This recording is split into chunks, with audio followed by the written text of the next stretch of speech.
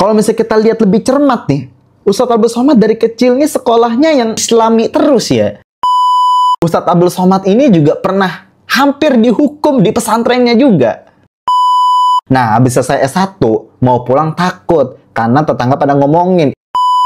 Assalamualaikum friend, balik lagi di channelnya Abang Nuha. Ya, kali ini adalah yang keempat saya buat video panjang di YouTube gitu. Jadi selama ini saya banyak banget ngupload video short di YouTube, di Instagram, di TikTok gitu ya. Tapi saya itu jarang banget untuk ngupload video panjang karena untuk ngupload video panjang itu prosesnya tuh lumayan agak lama dibandingkan yang short gitu ya. Tapi pembahasan kita kali ini bukan ini. Tapi kita akan membahas secara singkat biografinya Ustadz Abdul Somad. Menurut saya, Ustadz Abdul Somad adalah Ustadz favoritnya orang Indonesia ya. Ya, karena beliau itu pembawaannya tegas, lugas, terus juga menyampaikan fikihnya bagus, kemudian juga nggak monoton gitu. Jadi kita kadang juga ada ketawanya juga gitu kan. Cuman kalau menjadi Ustadz favorit gitu, maka kita harus mengenal lebih dalam dong gitu. Kita harus kenal dong. Kalau misalnya kita suka sama orang, kita harus kenal dulu. Nah, makanya di sini saya ngebantu teman-teman nih dan juga saya supaya kita makin tahu siapa sih Ustadz Abdul Somad. Ustadz Abdul Somad tuh orang mana? Lahirnya kapan? Sekolahnya di mana? Kenapa bisa namanya sebesar ini? Nah, ini dia. Jadi, nama aslinya Ustadz Abdul Somad itu Abdul Somad Batubara. Atau yang sering banget dipanggil Ustadz Anton. Saya juga bingung. Nah, ternyata ini videonya. Sama nih orang nanya saya, Ustadz namanya siapa? Abdul Somad. Waktu kami cari di FB kan tak ada. Nama saya di FB Anton. Nah, udah hilang kan penasarannya? Jadi kenapa namanya Ustadz Anton? Karena FB-nya Ustadz Abdul Somad namanya Anton. Nah, beliau ini lahirnya di daerah Silolama, Asahan, Sumatera Utara. Lahirnya 18 Mei 1977, yang berarti sekarang umurnya itu 47 tahun. Ya masih relatif muda ya, karena Ustadz Abdul Somad itu kan masih ganteng. Apalagi pas masa mudanya. Kita tuh punya Ustadz di Indonesia tuh banyak banget gak sih? Kita ini orang Indonesia yang mayoritasnya agamanya Islam, gak usah khawatir lah kita bakal kehabisan Ustadz gitu. Dulu itu ada Kiai Haji Zainuddin MZ, dai sejuta umat gitu. Yang orang juga favorit juga kepada beliau gitu kan. Kemudian wafat, timbul lagi, tumbuh lagi gitu. Dan seperti tidak akan pernah padam, kecuali nanti pas kita dekat di hari kiamat di mana ilmu itu dicabut gitu. Ketika pas ditanya bagaimana ilmu itu dicabut, maksudnya lupa? Bukan, tapi ulamanya yang pada meninggal gitu. Nah, makanya mumpung di Indonesia sekarang masih banyak ulama, ya ini mungkin menjadi salah satu penunda kiamat kali ya.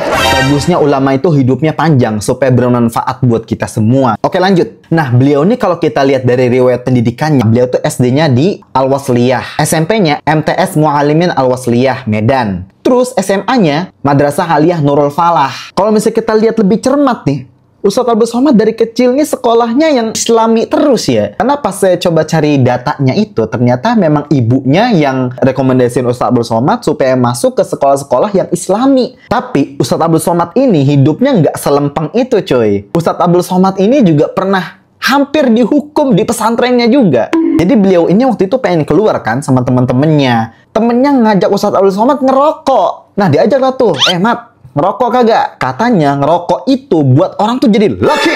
Ya kesinggung lah, Ustadz Abdul Somad kan laki. Maksudnya laki jantan harus ngerokok katanya. Udah dijabanin itu sama Ustadz Abdul Somad. Ngerokok dah tuh. Pas lagi ngerokok itu di pinggir jalan, kiai lewat pakai mobil. Udah pakai mobil, abis itu tenang, udah lewat. Ternyata mobilnya mundur lagi. Nah, udah tuh mundur mobilnya, buka jendela. Kamu ngerokok ya? Abdul Somad mau udah santai. Rokoknya udah dijatuhin, injek-injek. Enggak, Pak. Terus temennya ini jawab, Anda grogi. Itu asap belum sempet keluar dari mulut. Makanya dah tuh, pas bilang, kagak Pak, keluar asapnya itu. Nah, pas malamnya itu ada yaumul hisab kalau di pesantren itu. Jadi kalau ada santri yang ngelanggar dalam sehari, itu biasanya dieksekusi malamnya. Nah, di sini Ustadz Abdul Somad itu nyesel banget bro dalam hatinya. Ya Allah, saya pengen tobat nasuha, saya kagak mau ngerokok lagi. Nah, ternyata kagak dipanggil. Berarti ini dikasih kesempatan buat tobat nih. Akhirnya sampai dari situ Ustadz Abdul Somad kagak ngerokok lagi. Ya selesai masa sekolahnya, lanjut kuliah. Nah, kalau misalnya kita tahu Ustadz Abdul Somad itu kan sering banget nyeritain kalau Ustadz Abdul Somad itu kuliahnya di Mesir. Tapi tahu gak, ternyata Ustadz Abdul Somad itu S1-nya itu pertamanya bukan di Mesir. Beliau itu awalnya masuk UIN yang di Riau dulu. 2 tahun, main juga dapat 4 semester itu. Nah, terus Ustadz Abdul Somad pengen kuliah tuh di Mesir. Nah, pemerintah sono ngasih kuota itu 100 orang. Yang daftar waktu itu ada 1000 orang. Beasiswa 100 orang. Nah, Ustadz Abdul Somad ikut tes dan masuk di antara yang 100 itu. Kuliah dah tuh di sono. Katanya Ustadz Abdul Somad pas di sono kagak minta duit. Karena Ustadz Abdul Somad itu juga kerja juga di sono. Menurut dari ceritanya beliau, jadi beliau itu pernah disuruh kerja buat bagiin nasi kotak. Itu seharinya 50 rial. Kalau misalnya kita kurs di tahun itu, 1 rial itu sekitar 3.000 sampai 5.000. Berarti kalau misalnya 50 rial itu sekitar 150.000 kali ya sehari. Ternyata ngasih nasi kotak ya 10 kloter. Jadi 1 kloter itu 400 nasi kotak. Kalau misal 10 kloter itu ada 4.000 nasi kotak. Capek dan tangan sampai pegel itu kayaknya. Nah, beliau nyelesain kuliah S1-nya itu 3 tahun 10 bulan. Dapet tuh gelar LC. Nah, habis selesai S1 mau pulang takut. Karena tetangga pada ngomongin, ini lulusan luar negeri kok kagak dapat kerja. Ini lulusan luar negeri kok nganggur begitu. Emang beban moral orang yang kuliah di luar negeri itu begitu.